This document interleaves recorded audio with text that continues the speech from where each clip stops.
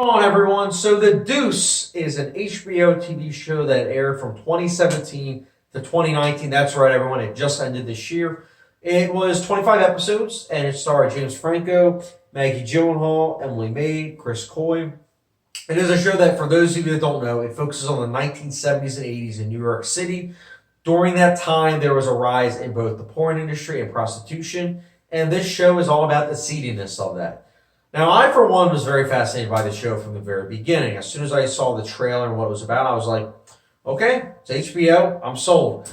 And I think that has a lot to do with the whole hook, is that what it's about. Because I, for one, I feel as though those two topics, prostitution and the porn industry, I feel like they haven't really been focused on that much in media. I mean, besides Boogie Nights, which was a great film, there aren't that many depictions, I feel like, about this particular subject matter. And to see the creator of The Wire kind of hit it, I was very interested in the show. I will say this, though. Right off the bat, I'm going to say this. So I'll be honest. I watched season one week to week. Season two, I watched the first couple episodes, and then I stopped watching it week to week. And then what happened was I realized the third season was going to be its last season, so I was like, oh, shoot, I got to finish season two and then watch season three week to week. And I did that. So right off the bat, I'll say that, but I will also say this. I'm going to get into the positives. I think the acting is incredible. The acting is fantastic, particularly by Maggie Gyllenhaal. James Franco playing twins is great and all, but like when you have Maggie Gyllenhaal giving it her all, and you just see the depth and perception of this character fully realized, it's truly magical to watch. I think she gives an Emmy performance for sure. Like, she is incredible. Again, the rest of the acting is good too. Emily Maid is also really good as essentially like the almost sidekick character of Maggie Gyllenhaal's character. She's really fascinating as well, especially her arc. And that's the thing. The show is also very detail oriented, not only with its focus on like the acting and like the building of the characters, but you have production design details that are so meticulous that you would swear that you were watching something straight up from the 70s and 80s. Obviously, it wasn't because it was from 2017 to 2019, but nonetheless, it's still great at how they were able to depict it so well. And also, I think that HBO really did kind of fully utilize the fact that it is TVMA in the best of ways. Like, when you're focusing on the porn industry and prostitution, showing everything, it is kind of important, especially with the way it works. And I did kind of get a really good idea on how things worked back then, not only for, obviously, the porn and prostitution industry, but also the filmmaking industry and how adult filmmaking kind of went and how it started back then. Also, like how the show just freely talks about film, and how, they used, this kind of film, grain in film stock, and I really liked that. I think that this is a show that if you are into filmmaking, you will fully be able to appreciate it. Whilst at the same time, I will say this, it's not a flawless show. For all its technical merits and its great acting, I did find the show to be a bit distant. I was able to appreciate it, but from afar. And I think it kind of has to do with the fact that the show hooks you by it being about James Franco playing twins. And the first season does focus a lot on that.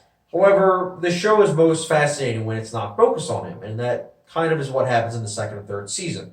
However, they do also focus on certain characters that, whilst I like that it was showing that perspective, I do think that there are definitely some character arcs that are more fascinating than others.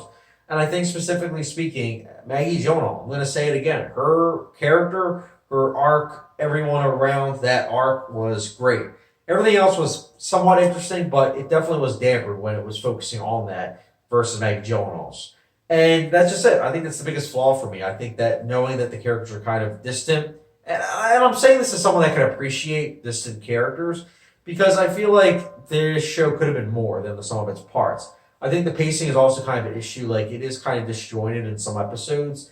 And sometimes you just, again, you don't really care about the characters. Like, I really do think that this is a show that you respect from afar. Certain characters you'll understand and you'll respect, whilst other characters you kind of wish that they either dove deeper into or you just wish that they weren't focusing on as much.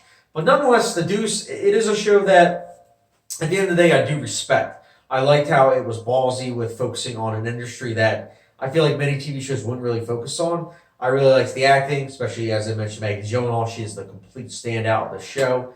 I did think also the 25 episodes, it was kind of interesting how it was a very short-lived TV show, but it was kind of razor-sharp focus with what it was trying to accomplish.